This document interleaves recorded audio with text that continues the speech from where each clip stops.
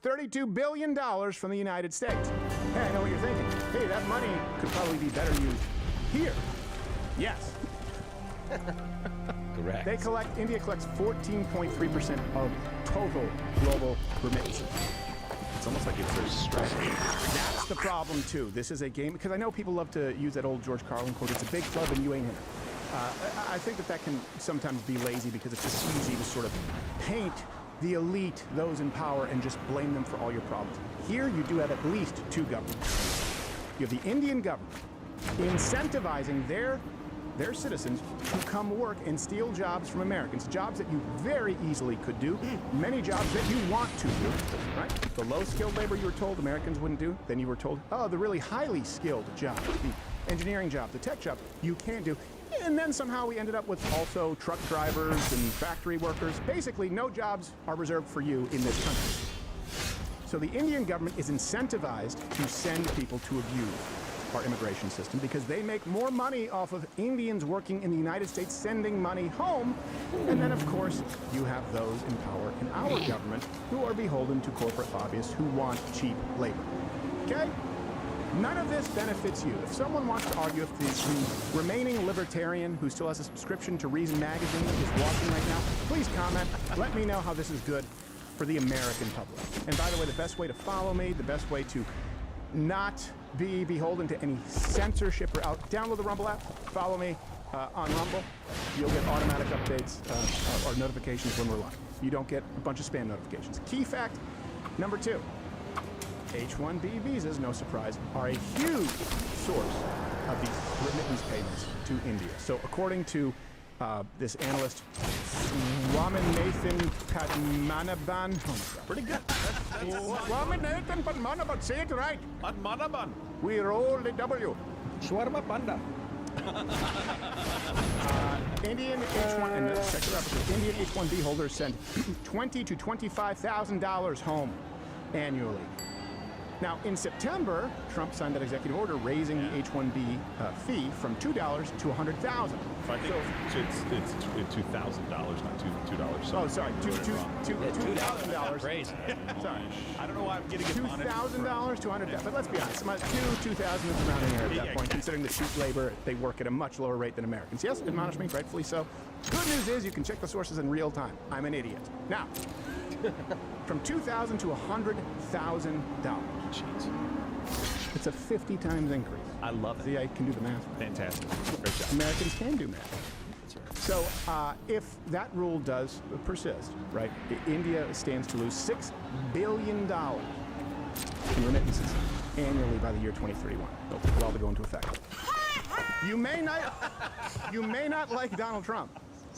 And I didn't like his stance on H-1Bs, and I certainly don't like Elon Musk's stance on H-1Bs, and I certainly don't like Vivek Ramaswamy's flip-flop on H-1Bs.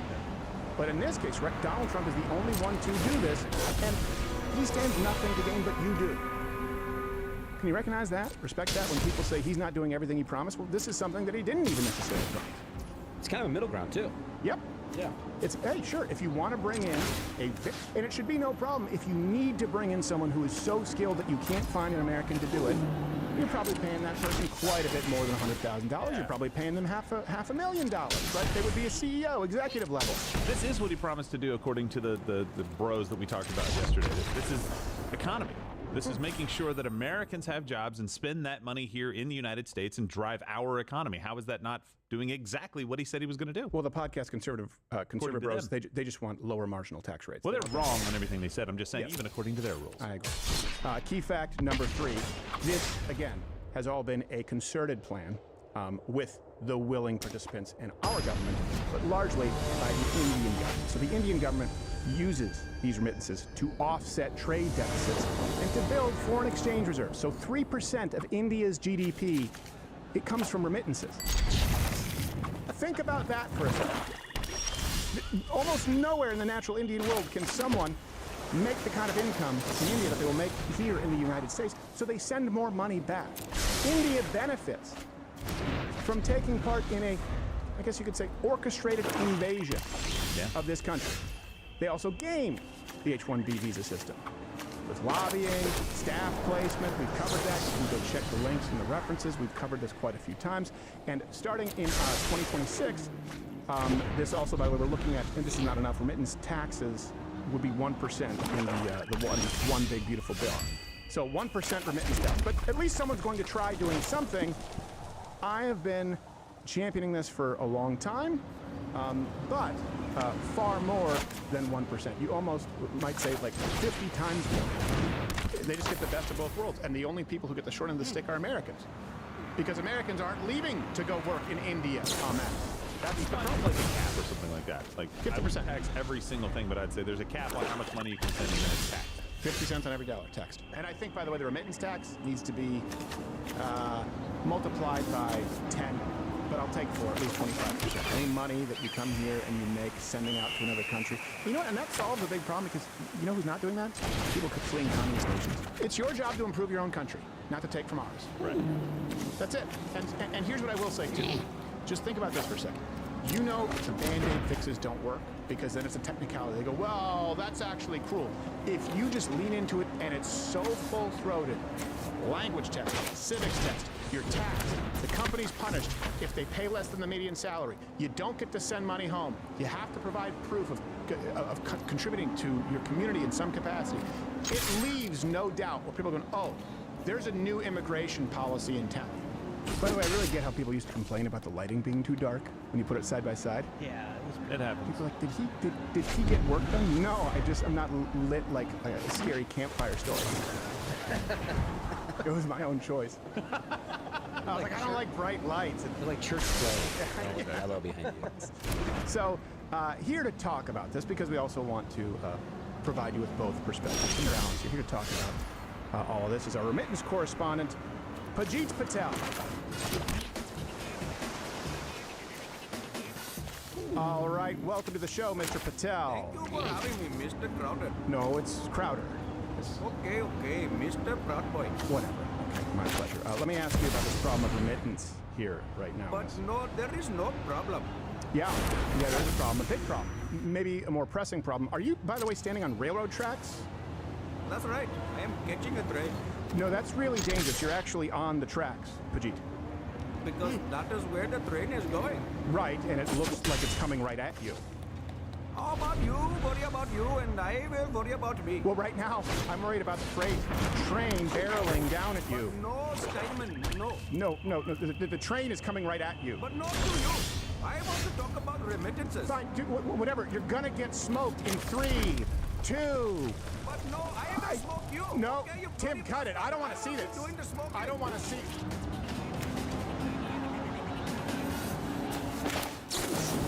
All right.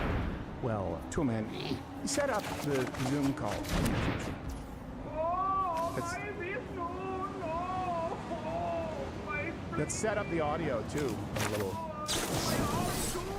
And my other arm. Tool Man, this isn't family. It's not family listening. Wait, because- cut the mic, jeez. Yeah, that's enough. Sorry, we had the mic. Yeah, I'll wrap this up like it's going well. Let me just add this up for you. You'll be The fine. United States and you, when I say the U.S., I mean, because often people say, the government will pay for it. That means you. And it doesn't mean you, all American, to be clear.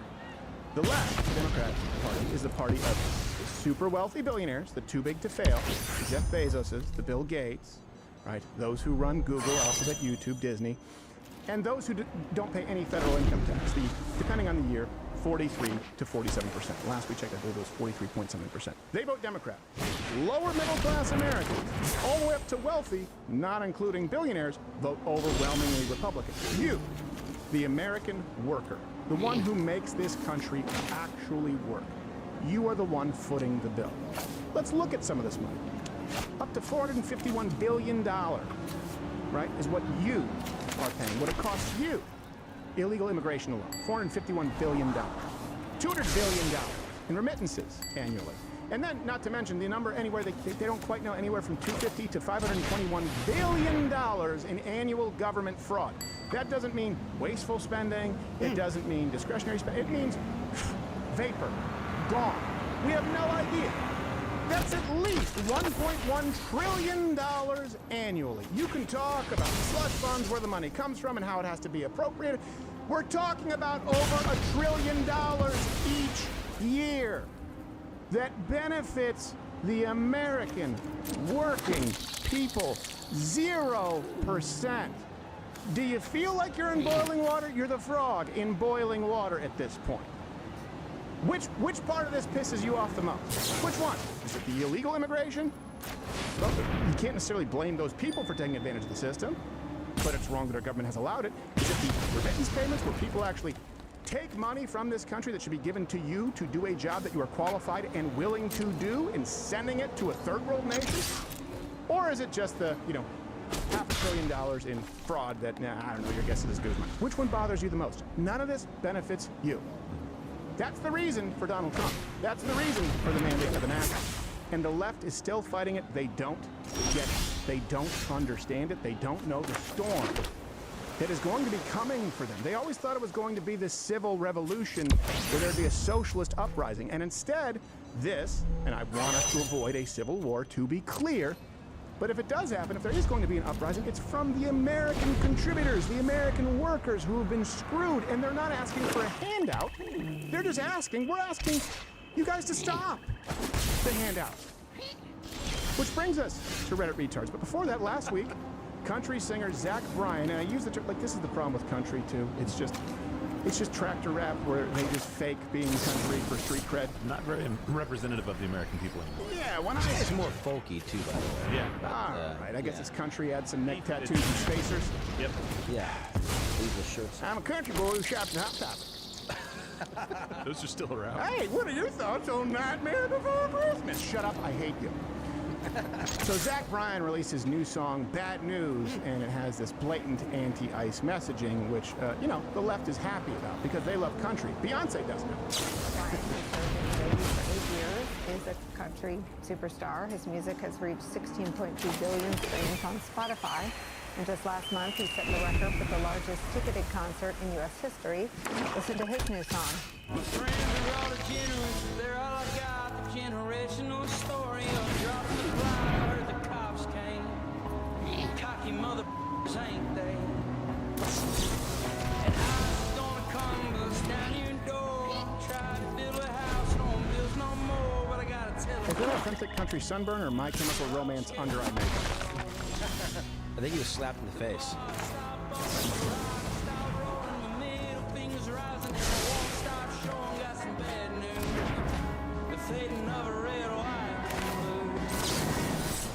Notable at this moment. Notable. Almost as notable as the inauthenticity of Tim McGraw and Faith Hill. So in response, the DHS dropped a new banger of an ad featuring Bryan's other song, Revival.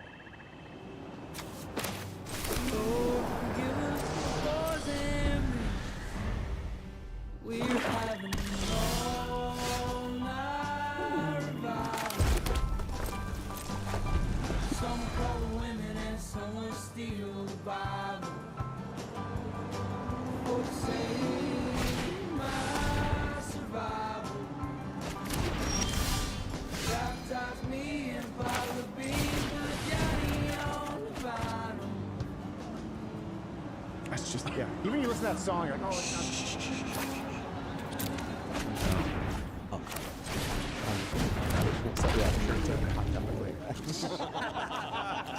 You know where it is. Your wallet's needing a new chain, Yeah, it's true. I need some new mascara. and your pants are lacking some pockets, my friend. They're too blue. They need to be black. This leads us to another retarded take on illegal immigration. We've covered legal immigration. Now let's go to illegal immigration. We've highlighted in the past some of Reddit's most retarded users, but well, today, Harry, we're going straight to the top.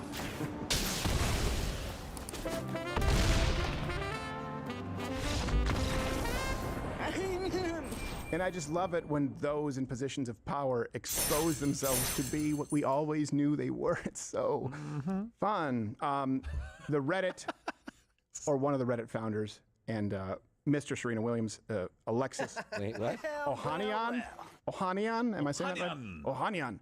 He posted this, not on Reddit, but on X, but he's one of the founders of Reddit. He said, as the son of an undocumented immigrant, my mom overstayed an au pair visa for years before marrying my dad, a U.S. citizen. First off, pause.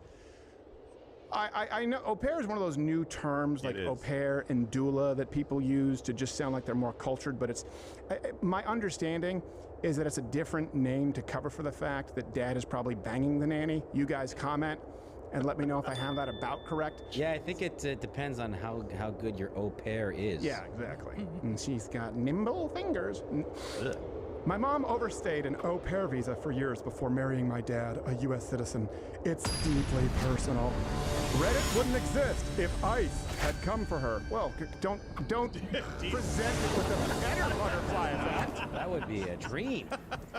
I do think border security matters. No, you don't. No.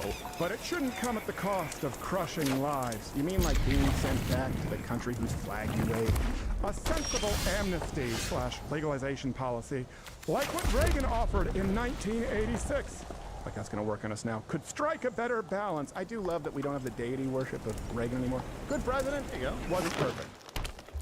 Path to citizenship for law-abiding, hard-working, undocumented immigrants after background checks, waiting periods, and meeting clear standards or overstaying work visas. Order and accountability. Your mom didn't do any of those things. She overstayed a visa for an unskilled job. Order and accountability. Those who don't step forward for the pathway should face enforcement under due process. This isn't open borders, it's smart borders, plus humane immigration reform. The guys up at the crack of dawn in the Home Depot parking lot looking for work, or the women hustling their homemade food on the corner are exactly the men and women we want contributing to this great nation. We shouldn't be rounding them up at gunpoint. I ain't got a good brain. Home Depot doesn't open till 9. Yeah. Also, they often don't show up until after that.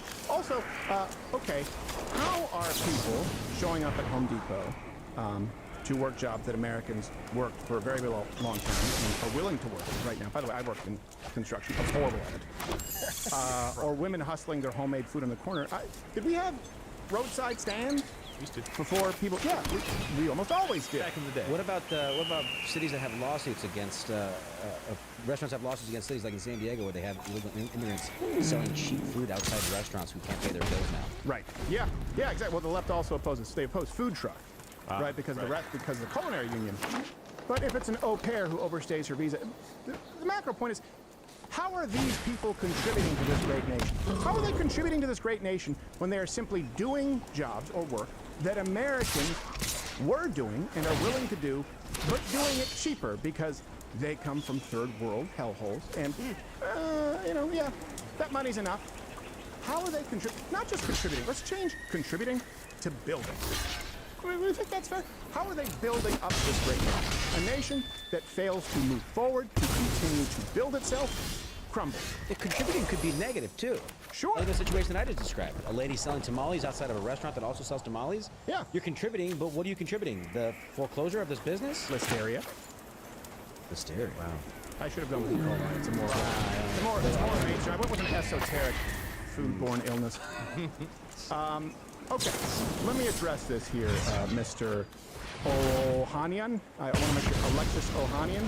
You just made the case against yourself and your au pair mom. Illegal aliens like your mom are a huge part of the problem, and they don't deserve special treatment no matter how well they fold the bed sheets. In 2024 alone, there were 540,000 visa overstays. Visa overstays make up about 40% of illegal aliens in the United States. Yeah. And in 2023, my mom overstayed her welcome at my house, and I handled it the same way this administration did.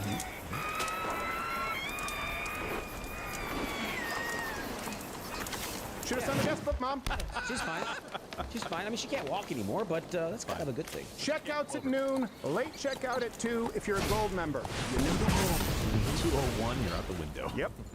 Bye-bye, lady. With a small creature souping up. I sent her the I bill. can't believe that was a kid's movie, too. I sent her the bill for the Glazer, too. Good. Because you're doing the right thing. It's hard. I appreciate that about you. Here's my second point. Reagan's amnesty was a disaster. It was a failure. We don't like that about Reagan. It legalized 3 million illegals. Now, back then, conservatives were under the gun because they still were guilted into things through this false sense of empathy, because we thought that people who were coming here illegally were just seeking a better life, and that there weren't really any negative consequences except for them. So, okay, if we give them a path to citizenship, then we can kind of reform the system. Instead, after that 86 amnesty bill, the illegals arriving in the United States, it increased by 481%. Yeah. What? A lot. I mean, that's So You called it amnesty. It's like, yeah, come on in. yeah, incentive. exactly. We didn't fix it. We didn't fix it, and it's been political football ever since. That and no-fault divorce, which was Reagan as governor, were his biggest mistakes. I believe he said his biggest regret was no-fault divorce. You comment, let me know which one you think is worse, amnesty or no-fault divorce. They both have had irreparable effects on the country. Third point here, amnesty, Mr. Reddit, is not humane at all. As a matter of fact, I would argue it's inhumane because it encourages illegal immigration, and that comes with human trafficking. Right? But in case people don't remember, more slaves right now on Earth than ever in recorded human history. You're shielded from it because you live in the United States, where we fought a bloody civil war to end slavery. Still goes on in the Middle East, still goes on in Saudi Arabia, still goes on in the UAE, still goes on in pretty much all countries in Africa. The very limited amount that takes place here, as far as human trafficking, often sex slavery, is due to illegal immigration because we can't monitor it. So under Biden, 300,000 unaccompanied minors. At least. That we know of crossed in the United States. The Trump administration found 13,000. Thank you very much. That's the people when you say F ICE. Right. That's when you're singing songs about how ICE sucks. That's who's finding them, by the way. Right. And the libertarian argument is, well, if we just open the borders, then there wouldn't be any coyotes. And sure, yeah, I'm sure that MS-13 and drug cartels are going to straighten up and fly right. Okay. And here's the other thing. This Ohanian, if I'm saying it right, he tried to justify, again, illegal immigration because of Reddit. So I want to address that specifically. He said, $38 billion market cap today, and that's just my first company. Oh, my God, please tell me there isn't going to be more. Undocumented immigrants can have some pretty productive kids. Really? You're the example? Okay. It sucks. This country and the world would be better off without Reddit as a thing. You know how right now in our universe it's a thing? If there's a parallel universe where it's not a thing, that is a better universe because it's a bad thing. Number one, there'd probably be fewer school shooters. It's true. Right? Yeah. You all agree on that? Every time we see some stuff on Reddit, I found out how to use this tool on Reddit. But it's also when people complain about us being divided in echo chambers. Well, Reddit is one of the biggest reasons for that. In 2016, the CEO of Reddit, Steve Huffman, admitted to changing posts made by Donald Trump supporters. That would be considered propaganda by me. How do you do that? In 2020, Reddit banned the which was the Donald Trump Reddit there, citing abusive posts. In 2021, they banned the no new normal, the anti-vaccine sort of Reddit there, where they were talking about mRNA vaccines. They said that it was due to brigading. In 2023, they banned the Louder with Crowder Reddit, citing moderator code of conduct. I wish I had known because we had nothing to do with this Reddit. It was several 100,000 members deep. It was incredibly civil. It was the most civil place on Reddit. You could have replaced the moderator. And then yesterday they banned the sale of like firearm parts, meaning accessories, things like that, just in case you didn't know if they were dyed in the wool levels. But they do allow Reddit, for example, the Reddit, we'll refer to it as forums, but they're just known as Reddits, the Luigi lore, where people post all kinds of supportive posts for the alleged murder, right? Luigi named Young, the guy who killed video recording holiday. Yeah. There's Reddit Trans, which allows posts like this. If you're mature enough to go through the puberty of your assigned gender at birth and you are mature enough to choose not to. Okay, now do choosing what's for dinner. This is the silliest argument ever. If a child is mature enough to, go through puberty that was assigned, do you mean live? You're literally saying if a child is mature enough to be alive. They're not doing anything other than being. And totally complaining about everything that's happening to them. It's what they're not saying when they're saying that, though. If you are mature enough to go through puberty, blah, blah, blah. They're saying if you're mature enough to go through puberty, you're mature enough for me to have sex with you. Exactly. Exactly. That's what they mean. Because let's be honest, if you're making a decision to go on puberty blockers or any kind of gender reassignment surgery, procedure, whatever you want to call it, they're all incredibly invasive, whether it's pills, whether it's psychotherapy reinforcing a delusion, or it's an actual sex change. This is all evil evil stuff. That was an educated way to say, if there's grass in the field, play ball. Yeah. Which is disgusting. Exactly. And think about this. You're saying kids are responsible to make a decision that will forever alter their sex life. Many people who go through transition never experience a climax again. That may contribute to the high enough suicide rate. If I wasn't able to, I'd probably take my own life. Well, then why hasn't my wife killed herself?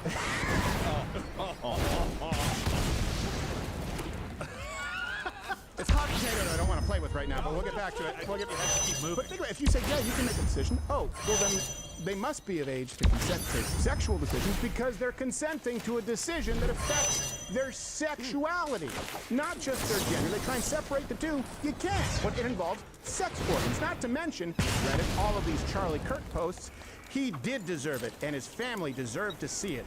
What an irredeemable piece of shit. His wife, too. Fuck that bitch. Crab dance, rest in piss. This is still available right now on Reddit, but God forbid you buy some kind of a magazine extension for your pinky.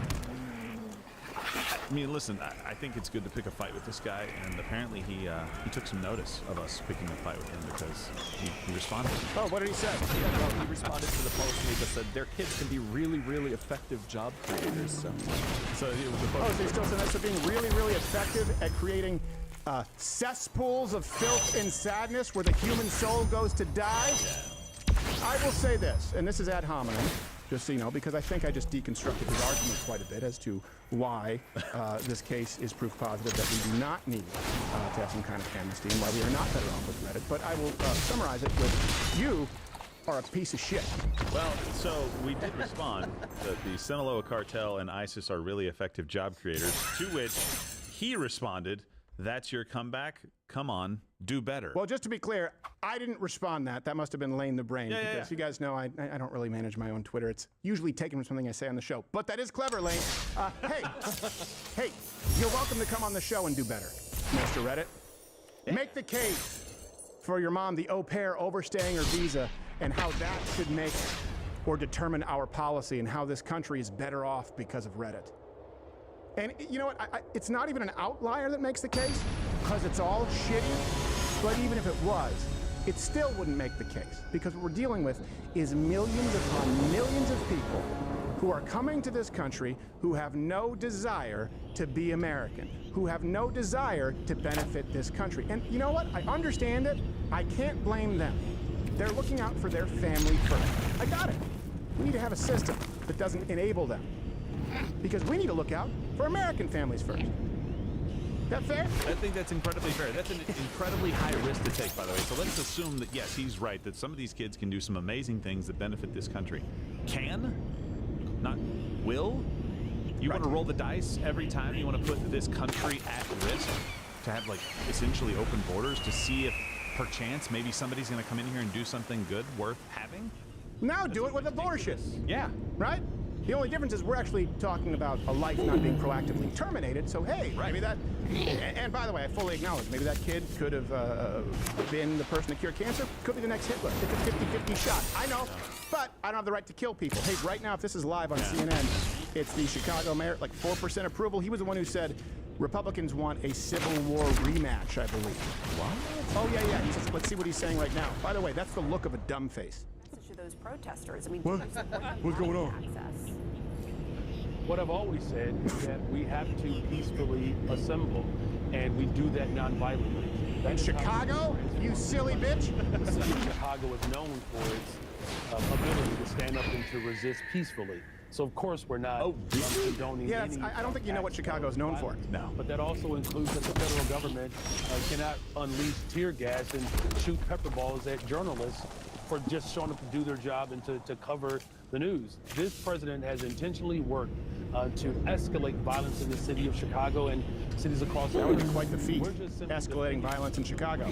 Because you're tops. The president has made it very clear he doesn't support this Constitution. And if Congress, which our framers designed... Oh, you support the Constitution. Hey, what are the carry laws in Chicago?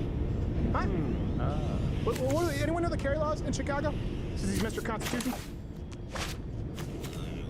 Well, just this past week, I signed another executive order. We have 3 sweeping executive This is the orders problem. to make sure that the You fundamental moron. right to protest is intact. We're making sure that people know their rights, and all of our sister agencies and city departments are working in accordance with the local ordinance. And then now, public property that the city owns, ICE cannot prepare its weapons on school parking lots. ICE cannot prepare to disappear families in the parking lots of libraries. That's not what these public accommodations are for. We literally have No, they're for gang violence. under siege with black helicopters. So this is what. So what you want them to do is run to schools. Oh no, not black helicopters. Had masked, armed men Oh, they have a problem with masks. long guns in their faces. This is not the type of America that my ancestors, Long guns? our Paintball guns? ancestors fought hard Yeah. to free. This is a fundamental attack. I have on mayor our fatigue. democracy. It's not about immigration. It's not about safety. It's about authoritarianism, and we're going to push. Right. Yeah. That's right. The majority of the majority of Americans, they voted for authoritarianism, and by the way, a significant majority, plurality depending on the polls, support some kind of not only immigration reform but expedited deportation. Yeah, they just want authoritarianism. That's all they want. Yeah, the reason that people have a problem with Chicago violence and have a problem with people protesting and attempting to firebomb ICE facilities, and these people are doing the job they were elected to do, right? This administration empowering ICE. No, they just want authoritarianism. Yeah, okay. That's talk about never taking accountability. And like I've told you, when anyone from the left, a Democrat, tries to cite the Constitution, gird your loins. They're about to lie to you.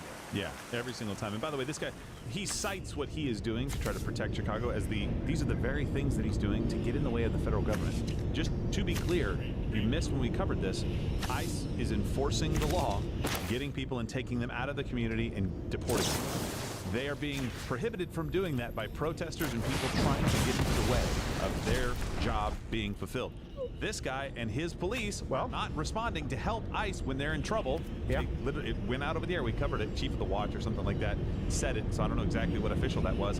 And then he signed this executive order in response to that. And I'll tell you what, it's working. You guys will see black and white and the gray issues tomorrow. I was confronted with people saying, well, why is Donald Trump going to just black cities? I go, well, hold on a second. What else is notable about those cities? Yeah. Run entirely by blue mayorships for decades? And aren't they sanctuary cities or harboring illegal immigrants, not allowing the federal government to do its job? Why do you go straight to black? Because guys like this want to foment a race war. Used to be crazy people like Charles Manson, some guy who claimed he was Jesus, right? They said there's a race war coming. Now you have guys like this with 4% approval ratings as mayor of major cities, the most violent ones, still trying to foment that. Let's hear what else he has to say. He is dumbface, resting dumbface. Defending our democracy. All right, Chicago Mayor Brandon Johnson, thank you for your time. He should be in jail. Yeah, we are defending our democracy with 50 people being shot on a long weekend. Happy Labor Day. I'm sorry, I don't have, like, I understand the challenge of authoritarianism, and you want to make sure that you never start walking down that road, and you want to be very careful that you don't end up in a place where somebody does come in, maybe not this guy, but the next guy or the guy after that. But when you're trying to do something federally, the American people, 100%, not in a poll or anything like that, but this is what we voted for Donald Trump for. Yep. People that voted for Donald Trump knew this was what he's going to do. We wanted him to do this. This was the top issue for so many people to come in and do that, be blocked by these cities that are sanctuary states in the first place, but I didn't even think was a thing that could happen in this country. And then to have the balls to go out and say, we're not going to respond, we're not going to help. And by the way, everybody out there, if ICE comes for you, run to a school. Yes. That's exactly what he just did. Run to a school, because guess what? They can't operate on school property. Oh, now kids are safer somehow? A criminal fleeing prosecution? Maybe they have a weapon, maybe they don't. They're trying to break into a school to make sure they don't get deported. You moron? Here's why these people don't appear on adversarial programming. They don't, because it would be one question. They always go on and say, and while we do support some form of immigration reform, or we have had many people. Okay, how do you fix it? 12 million to 20 million. We'll use a low number. Let's just say 12 million. 3.5 years under Biden. Why didn't it work? How do you fix it? What do you do? They have no answer. They have no answer. These people oppose deporting violent criminals who are in our prisons, who are here illegally. They have no answer. Say what you want. about Stephen Miller. Say what you want about Marco Rubio, who looks like he's hanging on by a very thin thread, and I think that about him these days, is they will go on adversarial programming and make their case. The left will not. It is almost impossible to get them to show up. Or people on the horseshoe, on the extreme far right. I'm still trying to figure out what he said. Are there federal agents loading up 240 Bravo machine guns on elementary school parking lots? No, What they're shooting pepper balls from paintball guns at the ground to create a perimeter. outside the ICE facility? Yeah, where they're being raided. Where they're trying to do their job. And they're being attacked, yes. And it's not about immigration, it's about authoritarianism. Yep. Yeah. Is it about authoritarianism if you don't show up and they just do their job? And nobody gets in the way? That's a valid question. Nobody gets thrown to the ground trying to break through their lines? That's a valid question. I'd also like here's Jake Tapper, who's looking more and more like Boris Karloff. Decades who keep us safe. People who would not talk to me. People who would not cooperate with me for my book. But I know from their reputation, from their colleagues, how highly respected they are. And Anyway, I don't want to hear him. He's going to go do the Monster Mash or some shit. He looks like he's about to say green. Yeah. It's a good day. Or he looks like he's about to say, I was going to say, a graveyard smell. how about black unemployment in Chicago? Yeah. You think illegal immigration affects how many people can get jobs in the black community and the Hispanic community who came here illegally, who were born here, in the white communities and the Asian communities? Yeah. Do you care about anything for your citizens, or is it just the undocumented immigrants that Buying votes. coming in here? Well, they blame the black unemployment rate on white Americans. And then they blame the plight of illegal immigrants on racist white Americans. Well, it's us again.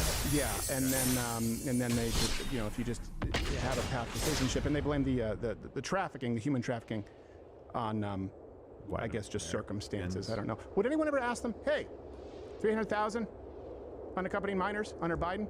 At least 13,000 were found by Donald Trump because he tried.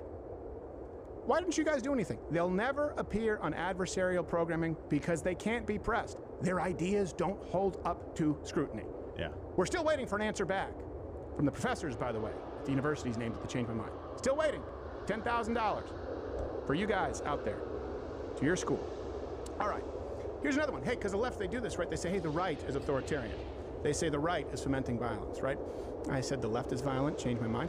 I was surprised that very few people actually in the general American public very few people had any disagreement with the idea that more political violence right now is currently coming from the left. That surprised me. Yeah. I was prepared to sort of walk people down the path of understanding that there is more violence from the political left. They just don't label it that, but most people already agree. So even their own leaders have a disconnect with people who might identify as liberal, because they're trying to say actually more violence is coming from the right, which brings us to this next story. Remember that South Carolina judge, the house fire? Yeah. Well, it turns out that at least as it seems now, you were told it was arson by all those leftist activists, like everyone's saying, hey, it's arson, violence is coming from the right. I should have set that up, because if you're just hearing the truth now, you may not. It turns out it's not. Yeah. The South Carolina Law Enforcement Division chief said, at this time, there is no evidence to indicate the fire was intentionally set. Well, come on. Oh, well, great. You should see that as a headline everywhere, right? But what about the retractions? What about the admonish button for mainstream outlets that said, and of course, we see radical violence coming from the right? What about MSNBC? What about Nicole Wallace? She didn't waste any time blaming MAGA, saying that MAGA was, or implying, was behind the fire. What we're learning about the fire that destroyed the home of a South Carolina Circuit Court judge who faced criticism from Trump officials after a ruling she made against the Trump administration. It comes amid a surge in hostility and threats against judges, as well as criticism directly like from the Trump administration, including from Judge Goodstein, after she temporarily blocked the Justice Department from accessing the files of millions of registered voters in South Carolina. And here's the thing. If, let's say, someone had set this fire, and this person had happened to be a Republican at some point in time, they would list that as political violence. But I'm telling you, even if that was the case, not, it still wouldn't even be close to the same. When I say leftist violence, I mean that I know it's violence committed as a means to a leftist political end. Well, how do you know that, Stephen? Because they say it. Well, how do you know they said it? Because I saw them say it, and they repeated it. Often, they're wearing an actual jersey that says it, whether it's Antifa or whether it's Act Blue, or Trump is a fascist, or Republicans are Nazis, punch a Nazi day, they say they're committing it in the name of progressive policy. And even then, it just turns out this wasn't arson. Do we get to put that genie back in the bottle, New York Congressman Dan Goldman? He posted this on X. Trump and @Stephen Miller and MAGA World have been doxing and threatening judges who rule against Trump, including Judge Goodstein. Today, someone committed arson on the judge's home. And we have to say allegedly about everything here, including O.J. Simpson doing the murder thing. We still say, like, allegedly, if he did it. The left has... That wasn't us, that was him. The left has no fear of accountability because they've lived without it for so long. This is a congressman in New York saying, today, someone committed arson on the judge's home, severely injuring her husband and son. No evidence whatsoever. Oh, hold on. We left out a part. Oh, it's right there. Will Trump speak out against the extreme right that did this? Thank God he didn't fall for your stupid tricks, your manipulative gaslighting tricks. Mehdi Hassan, who I'm quite convinced at this point is paid to act more retarded by the day, said she ruled against the Trump administration and the DOJ not long ago. I know, right? And we covered that. We talked about that on Monday. And we said, listen, if this turns out to be arson, we will come out and condemn it. Of course. And Mehdi Hassan has no idea when he made that post. He has no idea what the motivation was. And here's what he will say. And people are saying this about other public figures right now. He's like, well, I never said MAGA did it. I'm just asking questions, tough guy. Well, he's like facts right here and then showed you this picture. Yeah. It's like, come on, we know exactly what you're doing. Stop hiding behind that crap. Yeah, I'm saying that Robinson, I always want to, because it's like Tyler Robinson, who shot Charlie Kirk. I try and forget his name. Did it in the name of leftist ideology. Why? Because he said it. It was very clear. When we're talking about the attempted assassinations, the violent assaults of conservatives, of Republicans, well, we only address it for what it is when it's very clear. And by the way, of course, completely condemned the one example they tried to pull from, the Hortmans in Minnesota, which was not politically motivated. The guy was out of his mind. He said that Tim Walz tried to have him put a hit out on somebody. He was absolutely insane. The only thing he did say about it being politically motivated was that it was not politically motivated. He could be lying, but he's batshit crazy. But I still condemn the act of violence. Yeah. He didn't say, I did this in the name of MAGA. The left can't do it when not only their side commits the act of violence in the name of progressivism, liberalism, leftism. They can't condemn it, and they try to say, well, no, we don't know. And they also, by the way, justify and rationalize the gleeful celebration thereafter. We are not the same. We are not going to find common ground. We are not going to hold hands and sing We Are the World, because I and you are nothing like you. And you can bet that, God forbid, if it ever gets to the point where those on the right are fed up and you do see right-wing political violence, it happens. Those on the right are usually long-suffering, but when it happens, it's usually surprisingly swift and startlingly effective. So have the conversation that you guys claim you want to have. Show up. Debate. Oh, that's right, sorry. Our opinions are violent. But wait, you're not showing up. Silence is violence. Then you get, other liberals who also either implied or outright said that this was right-wing violence. Adam Kinzinger, I threw up in my mouth a little bit. Izzy Garden, the Newsom communications director. Rick Wilson, Harry Sisson, Neera Tanden, the former Biden senior advisor. Nicholas Kristof of the New York Times. So this was a judge who had been, I believe, was married at one point to, was it a congressman or a senator? You guys can fact check me and let me know. I'm trying to remember the story. I think it was Congressman. And also, a missing piece of information here, some early reports suggested that there simply was some light S&M at the root of this.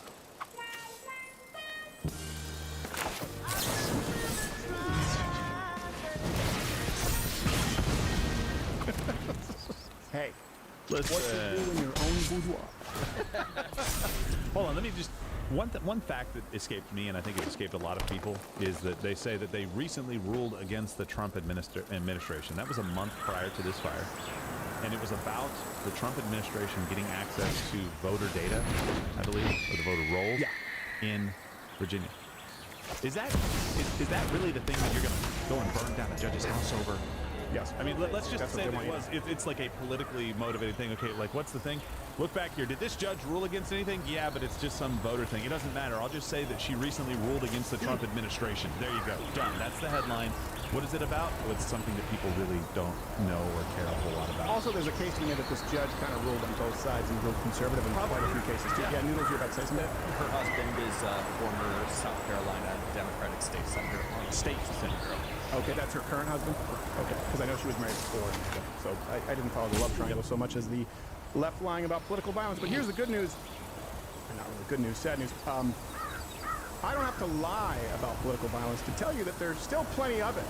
If you want some headlines in the last few days, it's coming from the left though. So the Harvard professor who shot that pellet gun at the synagogue, Karen Bass, the staffer there sentenced after a fake bomb threat. The Kavanaugh would-be assassin, that's what I thought when they were talking about judges. The person was trans and targeted 3 justices, not to mention the assaults on ICE officers in Portland and in California. And of course, the very violent, very disturbing Jay Jones text in which he actually expressed the desire to see his political opponents die and their children witness it. It just proved what a piece of crap he is.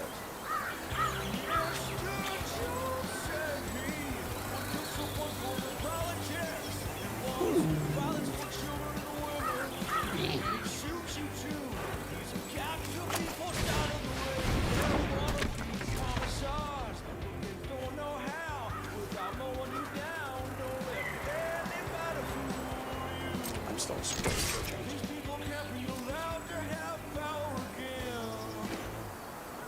Oh, it was fun. Texts were not fun. No.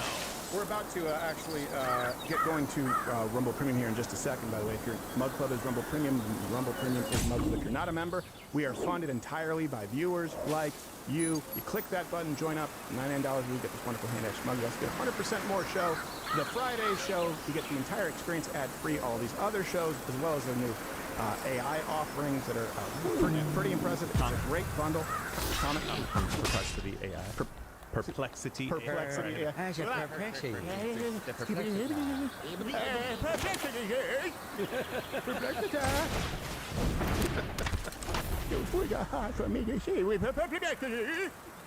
I don't know, I just saw Hubie Halloween because it was recommended to me and I'm mad. It's retarded. I love it. I love it. I watch it like, who's this for? Me. It's for me. But we are going to continue, and we're going to continue. Somehow, I've noticed what I think might be a little bit of astroturfing. And I know you might say that I'm too close to this, that I would have a bias because, you know, Vox tried to destroy my life. No. But two things can be true. That can be true, and objectively, I can say that this sort of whitewashing or sanitizing of Ezra Klein, I should say, one of the founders of Vox, on some right-leaning podcasts out there, Conservative Bro podcast, is not a good thing. And it's fine. I think people should be platformed. I just wish that we could see some more pushback. So maybe Ezra Klein, you know, founder of the organization, the media entity who tried to destroy my life, and everyone here, with the demonetization of the Vox Apocalypse. Sorry about that. Maybe Ezra Klein would be willing to come on here along with the co-founder of Reddit, who we just discussed. But he was on the Flagrant podcast with Andrew Schultz, and he made this claim that you hear a lot from the left, and when you see people who claim to be center or center-right, when you see them not push back against this, it means that either they're very immature in their political, social, cultural walk, or it could be that it's disingenuous. Because when someone goes, the right is super far, and people go, yeah, well, like the crazy MAGAs. It's like, okay, let me put a fine point on this. Sure, there are some people who are nuts. The Proud Boys aren't as radically right as Kamala Harris is left. Most of those militiamen in the woods are not as radically right as Joe Biden is left when you look at the trans and the kids policies. when you look at the open borders policies. It's not even close. I just would like to see some pushback. So here's Ezra Klein, co-founder of Vox, claiming that you wouldn't have believed him years ago if he told you how extreme Republicans would be today. That's what I think Republicans do really well, is they exploit the most extreme version of Democrats and then they paint it across the whole party. They do try to paint Democrats by the most extreme candidates.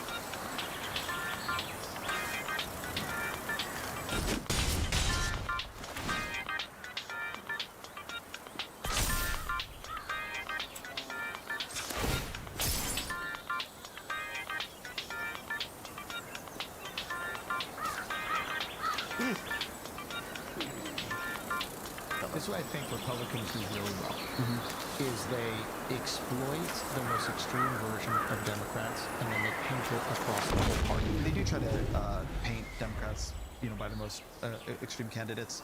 Democrats do that to the right too, right?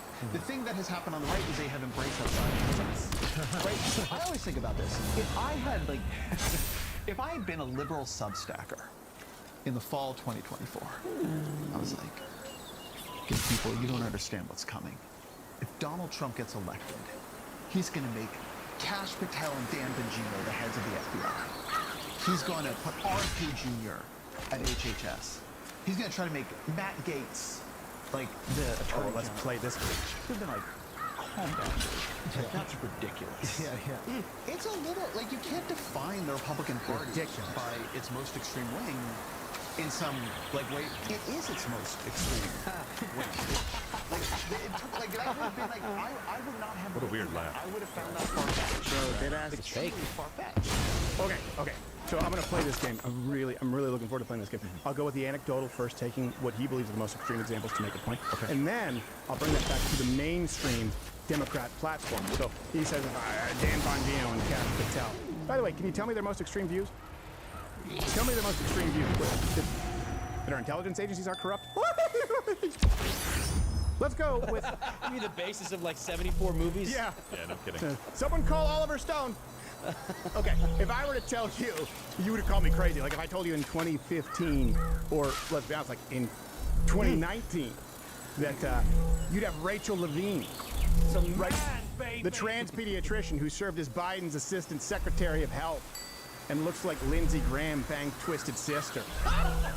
Push to remove age limits for any and all trans surgeries. If I would have told you in 2018 that Sam Britton, the non-binary professional luggage thief, and Matt Damon lookalike led Biden's nuclear waste program, or Tracy Stone Manning, eco-terrorist who became Biden's director of Bureau of Land Management, you'd be like, wow, if I were to tell you these people are going to be put in these things, you'd be like, what? No, you're not going to have Dee Snyder talking about trains and kids. If I were to tell you in, 2018, that every single Democrat running in 2020 would raise their hand in support of giving illegal aliens health care. Raise your hand if your government plan would provide coverage for undocumented immigrants.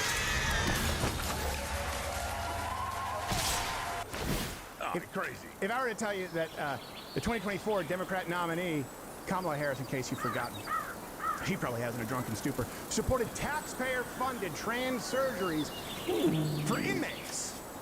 I made sure that they changed the policy in the state of California so that every transgender inmate in the prison system would have access to the medical care that they desired and needed.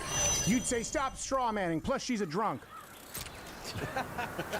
If I were to tell you in 2018 or early 2019 that Virginia Governor Ralph Northam, would actually discuss what to do with a baby who survives an abortion and actually present as though it's an option, killing the born child.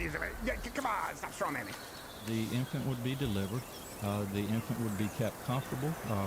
The infant would be resuscitated if that's what the mother and the family desired. And then a discussion would ensue between the physicians and the mother. Or if I were to tell you that the Democrat in office, the former vice president, you may refer to him as president, I think you need to respect the office. Former Vice President Biden would open the border for tens of millions of illegals, create jobs for exclusively foreign-born workers, while actually costing American workers their own hard-earned jobs here. And that he would institute some kind of social media censorship apparatus specifically designed to be waged against conservatives. You'd say, well, this is just fear porn. And here's the big difference. Kash Patel, Dan Bongino, Vance, Stephen Miller, Donald Trump, they don't even all share the same viewpoint on all policy. Everyone I just named for you does. And every single one of them. And you could also include in that every single person who ran for office, national level for the DNC. Let's go. Kamala Harris, Joe Biden, Elizabeth Warren, Bernie Sanders, go on down the list. Supports taxpayer-funded sex changes, supports transitioning children, supports abortion up until and including birth, taxpayer-funded, period, supported open borders, supported healthcare like we told you and showed you for illegal aliens at the cost of American workers, supported LGBTQAIP Sesame Street in Yemen or whatever the hell it was. If I were to tell you, you'd say, come on. So when I say that the Democrat Party is the most extreme version today of its party, well, it's redundant. What I really just mean to say is meet the Democrat Party. And no one pushes back? Hey, what's Donald Trump's most radical viewpoint? He's the first president elected who supported gay marriage? That includes Barack Obama? This is a guy who's been relatively moderate, much to the chagrin of the Second Amendment community? But show me the radical position. His position on abortion, where he believes there should be some allowances up until a certain point within the first trimester that I don't even agree with? And no one pushes back? I got one. What about if in 2023 we told you that the incumbent president would drop out of the race halfway through the race and then you wouldn't get a primary? Right. Yeah. You just won't get to choose who your candidate is. Exactly. To save democracy. Mm-hmm. And by the way, who helped push these extreme ideas, which might explain why he acts as though the Democrat Party is moderate? Oh, that's right. Vox, who also co-produced content with YouTube at one point in time, which may be the reason for the Vox adpocalypse. Let's just go through some Vox articles during Ezra Klein's tenure. Okay, here are some headlines for how Peppa Pig became an LGBTQ icon. Why capitalism won't survive without socialism. Here's one. I photograph trans and non-binary kids. It's made me rethink my own gender. Kids chop off the darnest things. The only gay story Hollywood is telling is one that belongs to white men. So this is the guy who says, yeah, they sort of characterize us as the most radical part of our party. Do you mean like the part of your party that talks about photographing children as non-binary by sexualizing them? Or do you mean the woke bullshit that then ended up permeating Disney in complaining that there wasn't enough black or Indian or whatever race here gay shit in your movies? Is that what you mean? That kind of moderate Democrat Party? Because by the way, you've gotten what you wanted, you just don't like the backlash. And now you accuse the backlash of being extreme. Well, let me make the case for those on the right in this administration not being as extreme as those who believe taxpayer-funded abortions up until 9 months, including birth period, and transitioning kids, and sex change is paid for by the taxpayer for transgender inmates. I think that that is a stark contrast to the policy of deporting illegal aliens, which is simply enforcing the law. You know that because you claim that you want to. You just don't do it, leftists. And tariffs being legitimate bargaining tools on global trade. We know that because those on the left have advocated for it, including Bernie Sanders at some point in time. Remember when you guys opposed NAFTA? Promoting international peace through strength, right? De-escalation, non-interventionism, scrapping DEI in the military, and actually creating gender-neutral requirements that may unfortunately mean certain genders are not able to compete as effectively. Hey, is it radical for cities that have record homicides and unrest, where entire city blocks have been burned down and now they are not allowing ICE to do their jobs, which they are part and parcel of the administration that was elected to do this? Is it radical to try and restore some kind of domestic peace in these blue cities where you have domestic terrorists wreaking havoc by committing political violence? I don't know. Hey, what's more radical? The Barack Obama and Biden administration using the IRS to target conservatives, using the intelligence agencies to prosecute, basically for a glorified witch hunt of their political opposition, or maybe firing some people who were involved in that. They act radically and then accuse you of being radical when you simply go like, whoa, that's pretty extreme. No pushback? All right, here. He's appearing on more concern, because he'll claim credit as Recline. I appeared on Andrew Schultz's Flagrant podcast. I appeared on Flagrant podcast. Come here. We have some long-standing history, Ezra. You know I'll be respectful. I'll match your intensity. You said that the Flagrant boys were really sharp. So, hey, I'm no member of Mensa, but I don't know how else to put it. They're sharp enough.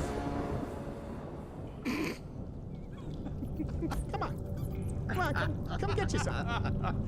He won't. Come get you. Coward.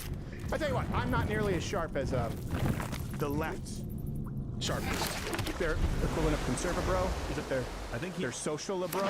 He's their commu bro. Their standard bearer. And any excuse to bring in the beloved Joe Lewis here. So I want to set this up, and I know his name now because we've had to cover him recently. Hassan Piker. I thought you were saying Joe Lewis. I'm like, wait, what? No. You should know. Hassan Piker, this has been catching fire online. Now, just to be clear, I want to be clear with you. I'm not against shock collars with dogs, and I'm certainly not against disciplining dogs. I'm not against spanking children, to be clear.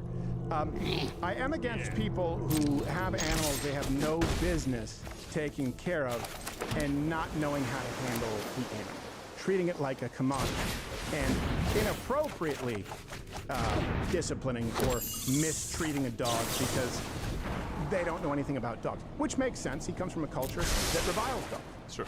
It's in their holy book. They're dirty. They're gross. So Hassan Piker was seen streaming, of course, something about how much he hates America, and then he shocked his dog for disrupting his stream. I hate this fucking country so much. And this is just like a moment of anger. This is a moment of fucking anger for like something that is just so routine, so silly, such a first world problem. But it is emblematic of all of America's much more consequential violence. Okay? It's the same reason as to why America, Kaya, please just fucking go stop. Oh, jeez. What a piece of shit. You're an asshole. You're being such a baby. It doesn't speak English. It's just... You're making her stressed. She just literally is so incredibly spoiled from my mom. Okay. Well, not from you, that's for sure. Yeah, not from you. And can you read? There was another clip there too where he was talking. I believe I sent to Lane where it sort of sets the stage where he was talking about French bulldogs. And he's like, people say, I don't care, bro. It's an effing dog. Oh, you got breathing problems, whatever. Yeah, which, by the way, also just shows like this is someone who treats a dog as an accessory. So adding all that up, I go, yeah, he probably doesn't necessarily know how to treat a dog. I don't really like when people get these designer breeds that have a lifespan of 6 years because they become an abomination so that some lady can stick its thumb up the dog's ass at Westminster. Ugh. Dogs were designed for a purpose. I understand that. You have herding dogs, you have hunting dogs, you have working dogs. And you have some dogs that were developed as bed warmers for the queen. I believe that was the Welsh Corgi. Yeah, they just put them in like, warm my bed for me because my husband's disgusting. Blue blood, no. Syphilis. Yes, that's my syphilis twig, Welsh Corgi. We have another clip, too, of him. Let me know when you guys... Yeah, here he is talking about French bulldogs. So people have pulled this and sort of added it together and said, yeah, I don't think this guy treats his dogs well, and I tend to agree. Just such a lib-ass, like, oh, dude, please don't get a Frenchie. I just wrote a Vox article talking about how problematic they are. Like, I don't give a fuck. I know they have breathing problems. I know they're incredibly fucking inbred. I don't give a shit. I know. I don't care. Like, I don't give a shit. I'm not shocked. I'm not shocked to know he doesn't care about inbreeding. Yeah. That's what did I say? Strike 2 on his holy book. I think so. Both in theology and in practice. So let's. But I also want to be. Let's bring in Joe Lewis. Let's bring in Joe Lewis, and he actually doesn't spend that much time in the studio because he's unlike Hopper. He doesn't really like to be in the studio. Hey, Joe Lewis. Oh, he's so excited. Oh, what's this? Oh no, this is. See, this is so. I do have, by the way, a shot collar here, and I never have to use it with Joe Lewis because Joe Lewis, stay. He might. No, now he's excited. Hey, no, stay. No. I'm not push anything. Stay.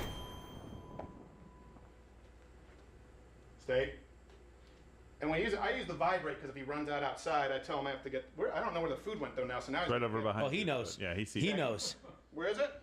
Well, you let him find it. Hey, I have no idea where it went. Oh, okay. All right. All right, good, Joe Lewis. But here's the thing: I'm not going to give you this because that's not the right treat. That's a donut, and I don't want to deal with you getting me up in the middle. He's like, hey, wait a second. There was something here. Watch out. Look at his jowls. He's got some. He is drooling, dude. Drooling. Okay, Joe Lewis, here. Down. That tail. There you go. Good job, buddy. He's gentle with his mouth. I always forget how gentle, unless he's choking on an empanada. Well, I'll tell you what, Joe Lewis. Hey, no, we'll give you one extra. Go, let's go outside. See, and if I grab this, yeah, he's not gonna. No, Joe Lewis, I'm gonna get the buzzer. Let's go. All right. Out. Okay, bye. Go. There's people out there that'll pet him. There's nothing endlessly. wrong with using a shot collar. You don't want people making arguments. No, but it goes with a purpose, though. You train your dog to know what it means and to know what to not do. Specifically, certain actions. It's not just, oh, he's getting up, I don't like this. Right. The dog's not going to know what the hell he did wrong. Right. And the truth is there's no level to which I don't think I can turn it up where Joe Lewis would yelp, so it's not a fair comparison. Yeah. That dog is impervious to pain. But we've had to use a shock collar because, as much as Nick DiPaolo and Alex Jones were feeding them entire breakfast sandwiches. My dogs from the table, and then he proceeded to eat an entire Thanksgiving pumpkin pie, the Costco size. Yep. We should have shocked Nick and Alex. Yes, we should have. There's also there's more practical uses too for a shock collar, like your dog charges out the front door at somebody, or is if you have a backyard without a fence, or if the fence is, or if your dog is Joe Lewis and the fence is irrelevant. Largely irrelevant. He starts jumping over at Bad Steve. You got to give him a shock real quick. You use it to keep him from getting killed. You know, a dog can eat something like he's tried to grab something. Like, oh, that could be really toxic for him. That could kill him, and you use it. Otherwise, these shock collars, you have a vibrate button, and you almost never need to use it. I just tap it, go, hey, gonna get the buzzer, and he goes, all right, okay, I'll play ball. Right. The only time you actually need to shock him is if he's doing something that would it be better for him to ingest something that puts him in the emergency room? Or, like you said, let's say something happens where a leash breaks. It's not really a problem with him, but he's chasing a rabbit where he could run into traffic. Or maybe at a dog park or something, and another dog, they start tussling. I don't take him to dog parks. Okay, well, not you, but somebody might. Yeah, well, but just because you walk into a room full of 100 guys, how much you want to bet one of them's an asshole? But dogs don't have, right? They don't have thumbs, so they have to communicate through like biting if they don't like the asshole. So I just avoid it, even though he's good with dogs. He's introduced. You don't do that? Yeah. What, bite the. We're talking about. Look, that's how you build an immune system. Yeah. You have to eat the odds. Eat the poop a little bit. Then you will be immune. That's not how it works. But Hassan just seems like someone who is, he wears his puffy Hot Topic pants out there. I've seen a few pictures because I've been forced to. He's so edgy. He's so edgy and so cool, edgy, dude. bro. Well, I mean, I hate this country. I'm fucking edgy, dude. Right. Yeah, dude, listen to Green Day, bro. Ugh. The difference is, like, I saw some write-up on him a long time ago. He has, like, a multi-million-dollar house, I believe, in Los Angeles or something. No problem with it. But to say, like, yeah, you can be a liberal and have that. Well, actually, no, you can't. You can't advocate for socialist policies and live that way. There's nothing hypocritical about me having a decent house. Not as expensive as his, from what I remember, but a decent house. There's nothing wrong with that. There's nothing hypocritical about a conservative, for example, having guns or having security. There is something hypocritical about someone who advocates for leftist policy having guns. And this is someone who seems, from everything that I've seen, the world revolves around him entirely, including his dog. His dog wasn't doing anything. His dog got up. Like, listen, the natural response to anybody who has a dog, you hit the shock collar and you hear your dog yelp, his natural response should have been like, crap, hold on. Go over there. Hey, I'm really sorry. Oh, the shock collar was turned up. Something. Show some kind of, like, I didn't mean for that to happen. I'm really sorry. Something. Instead, it was like, why are you being so annoying after you just hurt your dog? Well, it was even worse than what he said. What you said. It shows me people on the left, they tend to want easy fixes. They tend to want the quick fix. That's why they go to government, because, government can fix it. No accountability either. Yeah. So it's like, hey, that is not a shock-worthy offense. No. That's a talk to your dog. And by the way, it only takes a few times. And if you want him to lay back down, he'll lay back down. In this case, I don't have Joe Lewis here anymore. Hopper used to be there all the time, if you remember, because he wanted to be in this studio. He always wanted to be next to me. Joe Lewis wants to be with whoever's petting him. He's a whore. It's true. Anyone who gives him affection. That's a small room. That's a studio in his house, which I assume has some more square footage. You could just put your dog somewhere else, man. Let him go be a dog. Yeah. Just let him go out. I mean, he uses it as a background element, just like all of his other posters and toys. Like, that's all he wants. He's a child. Dog to be. Yeah. That's what a child does. Yeah, the yelp. I mean, if he would have gone like, "Oh, wow, that's adjusted too high." I had an argument domestically with the only other person who had access to the shock collar, turning it up one time, and that was the one time that a dog yelped, and I did not believe the response was commensurate. I was like, Joe, the dog's gonna hate me, like think that I did this.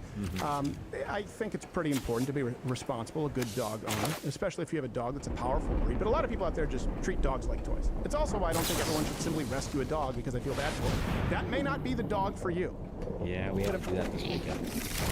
We were gonna rescue. Yeah, my friend in San Antonio gets a bunch of strays. Yeah. He said it's a big problem out there. A lot of strays get like just left out of his property. And he found just an adorable little girl, and we brought her home for the weekend. And didn't get along. No, she was great. She was really fun, but just nibbly and bitey. Yeah. And tackled my son twice. The first time he was onto a dog bed, it was great. I wish I had my camera rolling in slow mo, put some opera music behind it, because he went flying onto the bed and she went flying after him and tongue out. It was the best. But then she got him on the tile, and then he was like just terrified of her. He's almost 4. He's like, I hate that dog. I'm not coming downstairs. I don't like her. Did you eat her? No, what? What? No. What do You're still stuck on Hassan. No, we just put her down like a humane person. But no, we had to give her back. Freaked out like my daughter did at the hibachi. Yeah, dude, it was like that. It was like that, yes. Except there was no fire. That's reasonable. There was fire. I felt so bad. I took my kids to the hibachi grill for the first time. Kind of like a Benihana type, but really fun. My son just loved it. Yeah. And she, like, as soon as the fire explained to them, they're gonna do tricks with everything, and the guy even came out, he puts the oil in the hibachi, but it's like a little like peeing guy. Yeah. He's like, oh, look, I'll go pee-pee on the fire. My son's like, that's funny. And then the fire goes up, and my daughter just, just like, complete, she's hiding behind my chair. The best part was, I felt so bad. The best part was the chef was Mexican. Yeah. It was just doing the accent for you guys. Yeah. I appreciate that. And then she ruined someone else's lunch because when we took her to the bathroom and came out and it's like there was another hibachi, and just as we were coming out of the bathroom, another fire, she was like, people were like, what's wrong? I'm like, it's just fire. What do you think is wrong? There's a fire next to her face. Yeah. What would you do? Anyway, by the way, I think there's a funny. I guess there's a funny post here from It just kind of sums it up. A meme. Oh, apparently there's no audio. Ah, it's okay. We're not going to listen to it. Who's that on the bottom? Nick Fuentes. Oh, it's Nick Fuentes' dog? Yeah. That was fun. Racist facts with pets. Checking out my setup. Yeah, that's a cute dog. Is that a Cocker Spaniel or is it like a baby Irish Setter? I can't see in the small. Looks like a spaniel. Man. Not sure. I love those big floppy ears. Yeah. Are you vibing? Are you vibing? Those dogs are cute. They can be nibbly when they're puppies. They have those little needle They teeth. do, yeah. Yeah, that's totally normal. And with No, that dog it we is. were hoping to rescue, we realized we're expecting it, but it was just a little bit like she was grabbing the whole arm on my son, and we're like, he was, and we could have worked through it, but he's just so terrified. I'm like, I'm not going to put him through this for the next few months. Yeah. So somebody out in San Antonio will give him a great home. I know that. They find all these dogs and they find good spots. Yeah. Yeah, not every dog is a fit for every household, and that's fine. And I don't want to be one of the people like, you should never have a shock collar on a dog. Well, you go and have a dog that is powerful enough that we all live by his mercy, and try and tell him don't eat that, and it's delicious. You better have a means of enforcement, and it's better. It's better. Funny thing about Joe Louis is just sweet by his very nature. He has so much personality. The other day, was in the room, if we're eating, sometimes we'll watch TV or something, kind of like order some food. And we'll just hear him, he'll ram the door with his head. Boom. Oh, no, go back to your place. We'll get you after. And you hear. So you just see his nose shuffle around the door. Bangs it one more time and go. It's the best when a dog has an attitude. Yeah. But it's even funnier when he's a dog that his attitude could just as easily be mauling. Oh, yeah. And he's just like. Look, I can break the door down, right? This isn't holding me back anywhere. I saw someone once say, nobody sighs harder than an unemployed dog who stays at home all day and sleeps. Because then they're like, hey, give me attention. It's all about attention for me when you get home. Yeah. Well, Joe Lewis's lip does a. It's all drooly.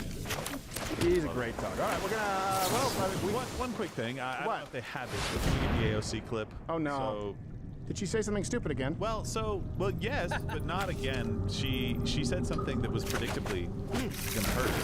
Remember when she was talking about Stephen Miller? We covered it yesterday, where she said it was 4'10". Yeah, and she said men who are 4'10" are insecure, and you should exploit that. Short people. We said that the little people would come for you, and they have. Yeah, well, except I remember Noodles said he would not be amongst them, because even though he is a person. No, he's not a little person. No, he's not a little person, but he said that he was shorter. He's shorter than Stephen Miller, who's 5'10". He's like, as someone who is short, I'm not going to be offended by it. The point is, he's a man. Well, just Noodles is a man. Fine. These little people are not men, Joe. They're not men. He's going to clip that and watch it every day. People are coming. I needed that confidence boost. Thanks. It looks like they're typing, so hopefully. Okay. Anyway, she had. Noodles has a mean streak. If he decided to jump on your face, you'd swear there was 10 of them. Why would he jump on my face? Just like the spider monkey. He's got really springy legs. Yeah. Because you asked. Why?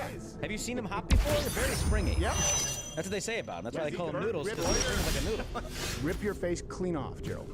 Yeah. Okay. He's like a rotini noodle, just a lot of spring. Yes, it is. Yes, he is. Salts as well. I don't know. He is. I know, it could be. You're supposed to salt your noodles. I don't know what I gave him in that emergency food kit. I have no idea. There was all kinds of energy in there. Well, listen, AOC had, I think, one of the most Kamala Harris-esque responses that I've ever heard her say, and that's saying something. Wait, who did? AOC. But Kamala Harris She responded like Kamala would Okay, it's like the Inception Drunk? of idiots. Try to follow it. Okay. I want to express my love for the short king community.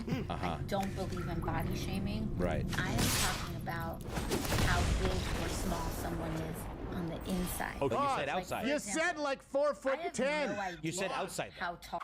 Wait, what? Oh, He said no. pause. Yeah, I just said pause. Pause. Sorry. Don't take it Don't off. take it down, just pause. Also, by the way, are those real glasses? Are those real Latina Dame Edna glasses? I half expected her to open this video. Hello, possums. Do short people not understand the word pause? No. I'm just kidding. All right, let's continue watching. No idea at all. But that guy looks to me Short. like You said it. 5'3". Pause. You just said it's not about the outside. Then you said looks to me, you stupid bitch. Wow. Keep going. And I know you'll say that that's sexist. Not all women are bitches. But this one really is. This one really is. I didn't mean on the outside. I meant in the how strong are inside. And he looks like physically 5'3". On the outside, he looks. What? She just keeps going. Hold on. Keep going. Like 5'3", 5'4". Whereas, physically, men of smaller stature can come across. They are spiritually 6 foot. And make up for If it you're with a good another dad, gross generalization. If you stand with women, if you're not belittling immigrants, you're like, 6'3", spiritually. I don't know. Am I being problematic? Yes. Yes. No, you're being stupid. Well, not by my definition, but by her definition. By her definition. You are absolutely being problematic. Yeah. Oh, you're not tall, but spiritually, you're a better person. Exactly. You're still using height as a If you're qualifier. a good dad, the problem is, if I want to be a dad and a good dad at that, somebody's got to fuck me. Yes. And I have to be spiritually 6'4" already? Like, what? It reminds me of something that my grandmother said in a moment of loving racism at the dinner table. Because we had an adopted cousin, Sophie, who was I think she was biracial. She had a Tina Turner haircut in perpetuity, like in the early 2000s. She just stuck with it. No. But she was very nice, and I always liked this aunt. But she was adopted, and my grandmother loved her. But one time she was talking, because French Canadians will still accept some racial stereotypes. Right. Not hatefully, just accept it. And she was at the table, and I'll say this for the French folk, and then I'll translate. She goes, we were just all horrified. She goes, "Non, Sophie est pas trop noire, elle," which translates to, "No, Sophie, she's not too black, that one." Where it's like, oh my God. It's like, no, I'm saying she's okay. So when you're saying like, no, there's nothing wrong with being physically short, because if you're physically short, but you agree with the things that I want you to agree with, it's like you meet the qualifier of being physically tall. But if you're physically short and you disagree with me on anything at all, you are a short piece of shit who deserves no love. Yeah, exactly. So You lollipop guild sack of crap. How tall is her fiance, AOC? He's tall. Is he? He's taller than her. Yeah, but I think he's like 6 not foot. spiritually tall. It's probably a piece of crap to have to deal with him. So. I think he's like 6 foot. I saw pictures of him at that Met Gala. He just has no self-respect. It's true. Yeah, you can't be in a relationship with that and, Call yourself a man. Call yourself a man. Now, is his last name Ocasio or is his last name Cortez? I don't know. Or, spoiler, is neither one of them his last name? Also, by the way, actually. we just skimmed past the fact that her name is the same name as the Spanish conquistador. Cortez. I mean, how many Aztecs are enslaved in her family tree? But you're the colonizer. Yeah. That's how they justify everything, by the way. If you want to understand, I was just thinking about this the other day. How do they justify their support for Hamas, who would hang them, and also somehow LGBTQAIP, and then pick blacks at this point in time, and then also support Muslims, not just some. You go like, oh, they just put everything under the colonizer umbrella. I'm sorry, you mispronounced winner. Yeah. Jeez. Well, they just justify anything. It's like, well, you're a colonizer. You colonize the blacks, therefore everything can be blamed on the colonization. Same thing, you colonize you, so therefore the English, the British Empire is wrong for everything. Well, Israel is colonizing, so therefore it justifies everything that they do, or at least it's not as bad as what the colonization, right? That's the reason that led to this. And then since we're somewhat a marginalized community and the taxpayers aren't paying for our puberty blockers for our kids, you're trying to colonize LGBTQA. That's how they view the world, and that's why it's so to you, who you view it as logically inconsistent, to them it is entirely consistent, and understand they simply look at the world through colonizer, colonize. That's it. And it absolves them of making any other moral judgments. Yes. Because I don't know if you know this, the old Muslims have a history of colonizing themselves. Is it a current history? They're not immune to it. A lot of Are you slaves. talking about France right now? They're trying to do it again, but Saudi Arabia still have a lot of slaves. They do. Listen, we've kind of like one of those things. Yeah. We've only recently moved on from, hey, that's nice, that's now mine as part of culture. So, like, you can't go back and go, well, yeah, right before, yeah, but that's when we used to say, that's nice, that's mine. So we don't do that anymore, but you can't go back before that and be like, we're to blame. Yeah. Go back to that's nice, it's mine if you want to. Yeah, pretty much. Maybe do that. How long has Iran been a Muslim country? Pretty much forever. Pretty much. Well, I thought the Persians were Muslim. Yeah, the Assyrians, and you go back, yeah, Zoroastrian. I thought like the kingdom or whatever. Yeah. They weren't always Muslim. Like 60 years ago, it wasn't Muslim. Well, no, you're talking. No, they were. They was still a Muslim country. Country, but they weren't ruled by Muslim clerics. Right, they weren't ruled by Muslim. Well, you go far back enough, the Assyrians and people like that who don't identify as, as Persian Muslims. Right. So you have to go quite a bit. Yep. They're all crap holes. Yeah, that's a fact. Yeah, but yeah, let's just go with that because I don't have time to go through the Persian and the Ottomans and Vlad the Impaler, who some people view as Dracula and some people view as the hero. And a dog in that fight. Hero. Yes. Do you think someday when the vampires take over, that people will volunteer to go into some kind of matrix to provide a blood bank? I don't know. Will Like the you steak put on, be good? like you put on, a face mask, and then you just get to live this fantasy life while they drain blood from you. Well, if the vampires presented themselves as a marginalized group, you would have the left demanding taxpayer-funded blood banks where you have to give your blood. Yeah, that's true. But the good news is they'd screw it up because government screws everything up. And even, like, I have a very rare blood type, and they call me for blood donations all the time. Again. All the time. Are you RH negative? And then I show up. I am. You're RH negative? Oh, negative. Yep. Oh, I'm B negative, which is the second rarest, I guess, aside from AB negative. That's my understanding. And I can donate to a lot of people. I'm an almost universal donor. I can only receive from other people who make up like 1% of blood types. So it really sucks. But I still have to wait for like 2 hours. I'm like, you called me for the show. Well, yeah, because I saved a bunch of my blood bags. By the way, no one touched the Capri Suns in my freezer. Let's grab. That's not fruit punch. No, it's not. You guys just thought I was cheap buying the Kroger brand. Just don't touch it. Let's go from chats. All right, first chat from 49 Citron. There's been a lot of press lately on the rise in extremist violence globally. Do you think locking people indoors for months/years on end may have impacted populations' mental health? Is the answer in the question? I think it is.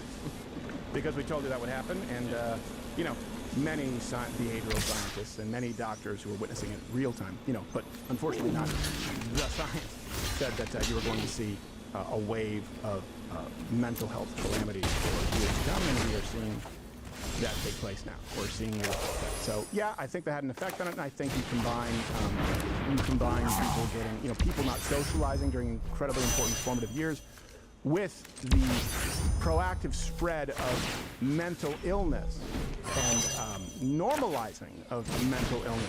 And by that, I don't just mean normalizing people seeking treatment, telling people who are mentally ill that they are not mentally ill. Combine that, yeah, it's a perfect storm. I just had a thought that I immediately corrected myself on, and it was, I'm surprised that there wasn't more violence, political violence during lockdowns and during that COVID pandemic crap. Well, we did have some. But well, I didn't mean that was anti-police political violence. I'm talking about like against, liberal mayors and governors. Oh, yeah. And lawmakers who shut down their states, who set up snitch lines, who had police patrolling the streets.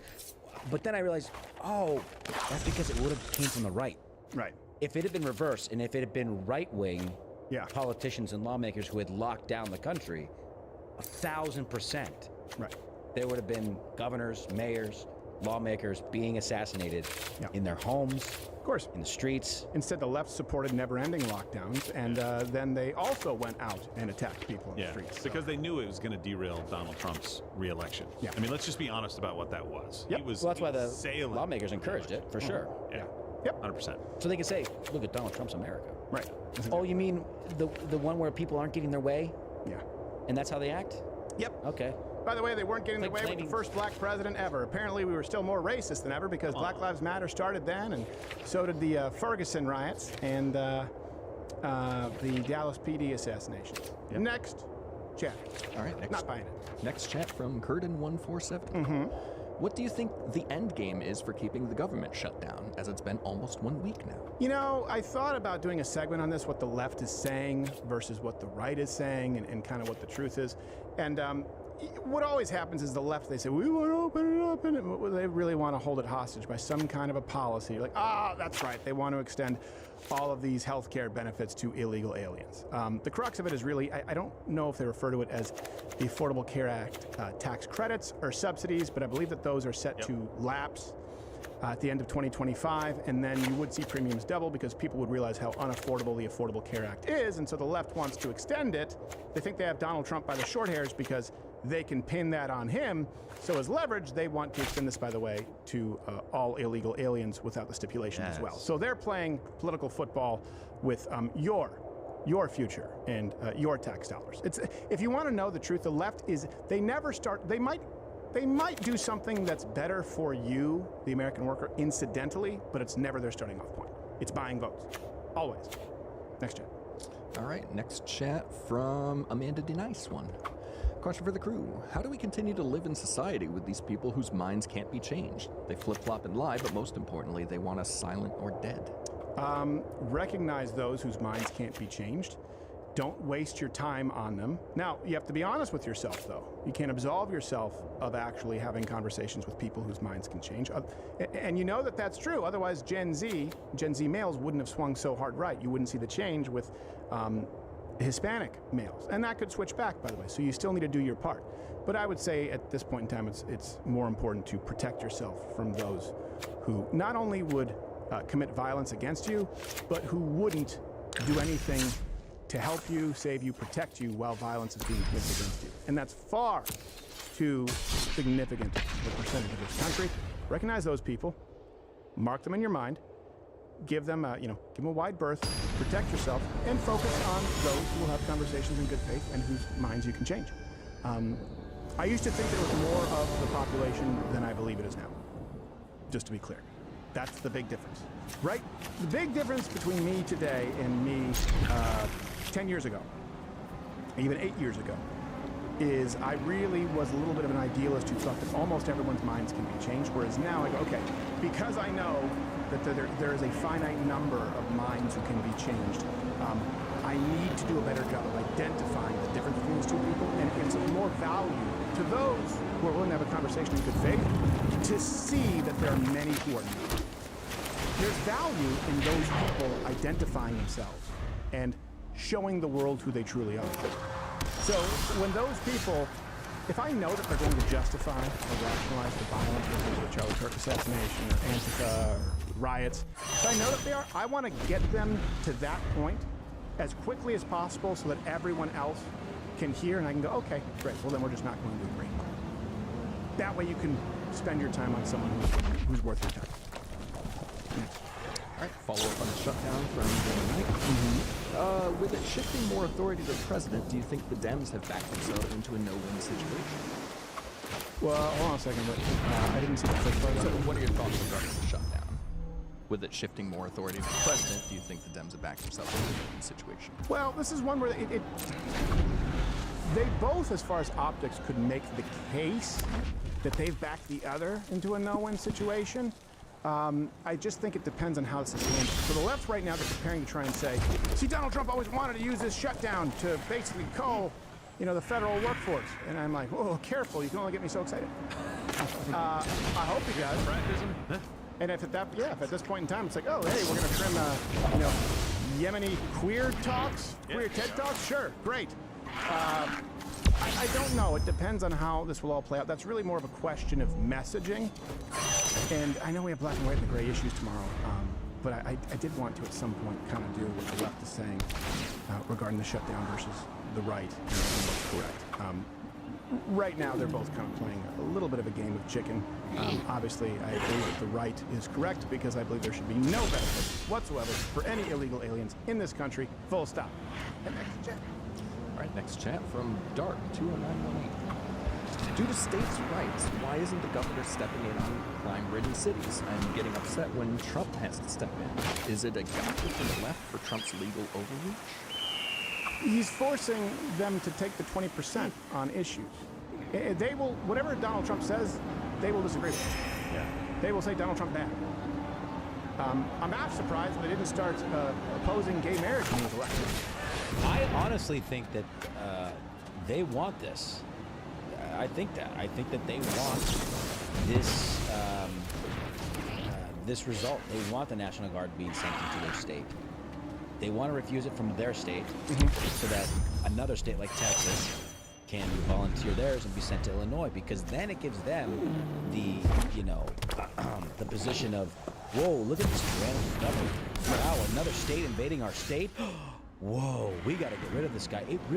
It's helping them sell their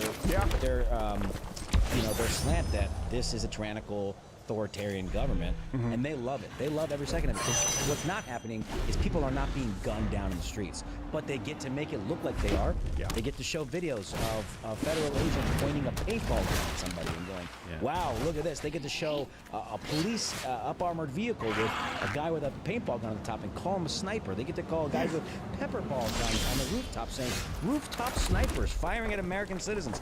They love every second of it because no one is actually dying from it. No one is being oppressed. They're there on their own accord, and they get to act like it's some kind of, CCP revolution. Yep, I agree. Were you about to say something?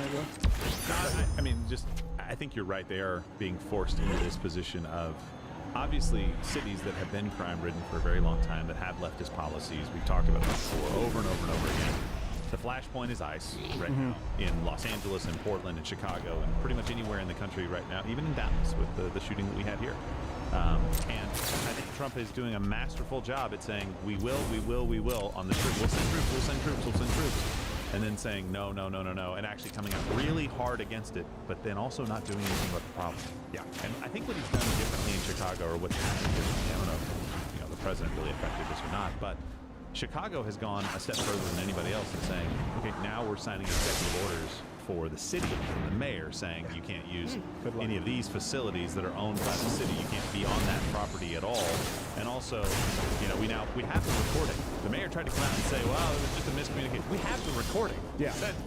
Basically, literally said, we're not going to that area. We're not responding to that area where ICE is located right now. And then the mayor comes out and says, there's miscommunication, or maybe it was the chief of police who said this yesterday. Those guys can handle themselves. Like, oh, really? So your citizens are attacking them. There's footage of all this stuff. Well, how about this? How about this? It's not ICE's responsibility to enforce the law in that mob. Yeah. No. What if they got a protest mob? One guy bumps another guy, or there's a counter protest, and then people start fighting at this counter protest. That's police job. How about they have to go to protect their people?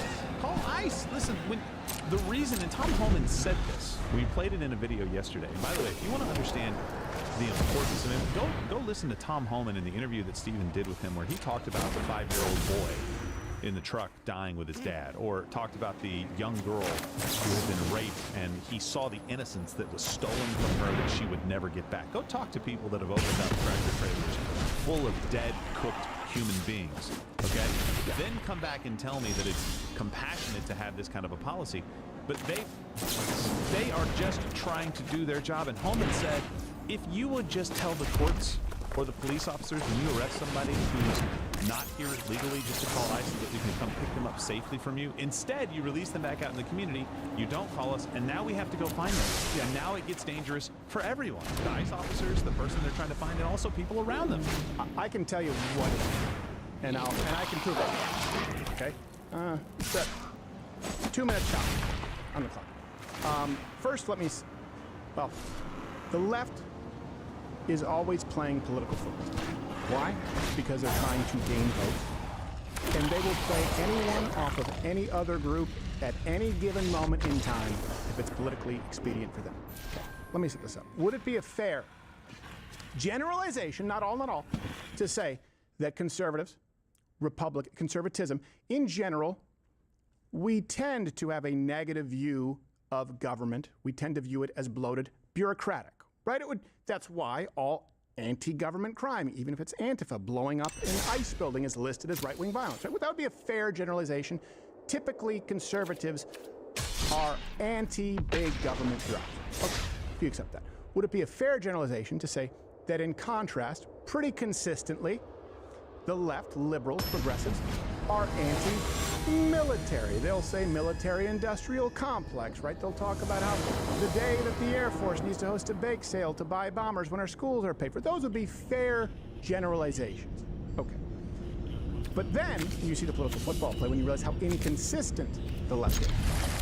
For example, you talk about immigration. Barack Obama was deporting thousands upon thousands of people while talking about amnesty, saying, I get a bill on my desk, I'll sign it tomorrow.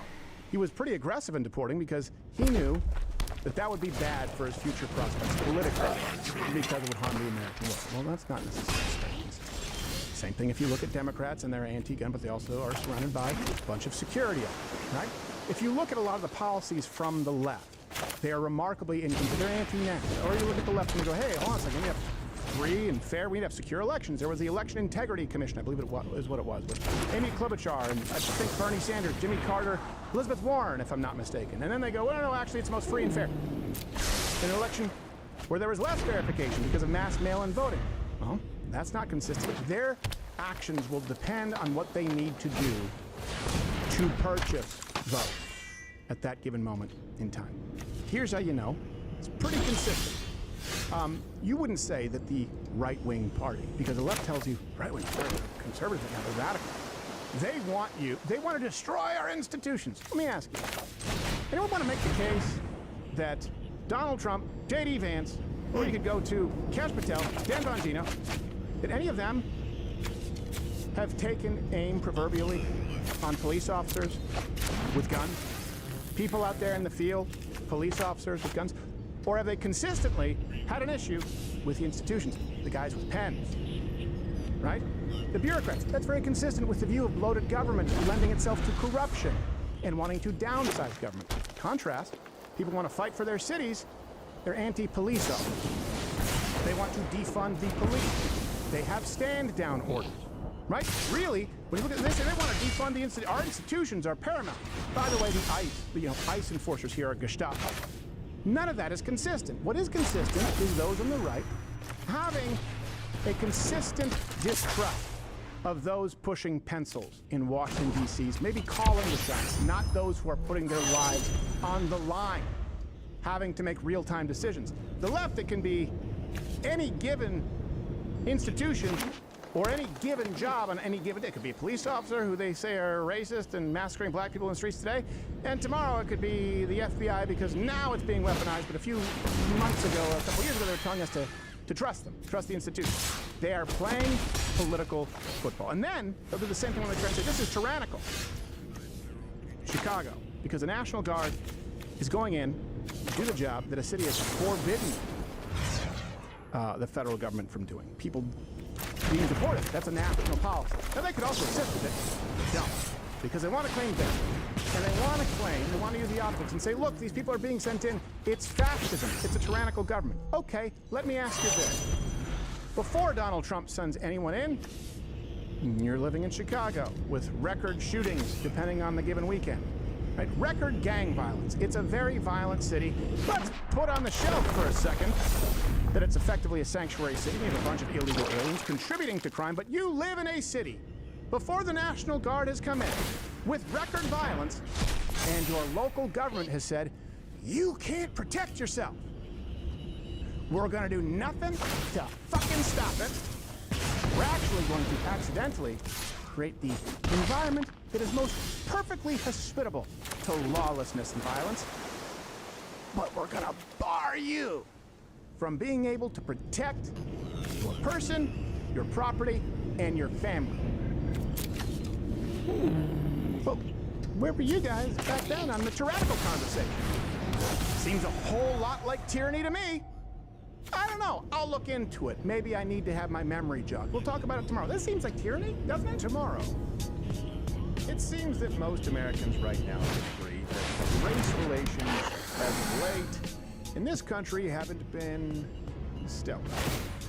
So I decided to head back to the local barbershop and do my best to cool tensions. So, have you guys heard the term black fatigue? Black and white on the gray issues, tomorrow, October 9th, 11 a.m.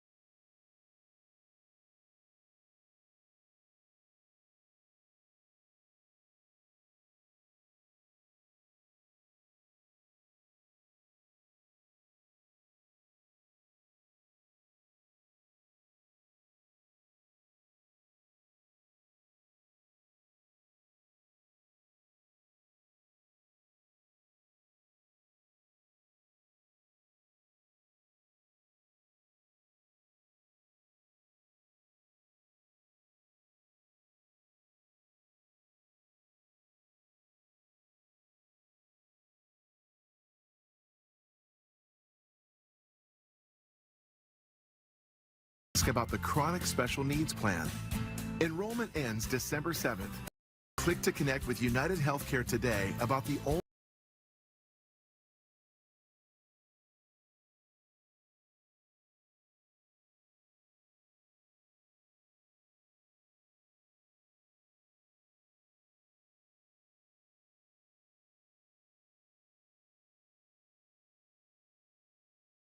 be ridiculous. I've been ridiculous. I have to learn to stop feeling sorry for myself. Heidi, you are not breaking up with me. Yes, people I out there, am. my God, believe them. It's over. We're really Afraid I sorry. can't let you do that, sweetheart. Step back. I'll do it, I swear to God. It's not gonna work this time, Eric. You break up with me, I will kill myself. The choice is yours, Heidi. Come on, everybody. Eric, we don't want you to die. I'm sorry. You can be the victim. I can't. Heidi? Heidi, I'm gonna do it. Here we go. Heidi, are you seriously? He broke free. The president is on the loose again. He'll be even more desperate now. It's going to get worse. We can't destroy him, can we? I don't know. I guess it's up to the whites.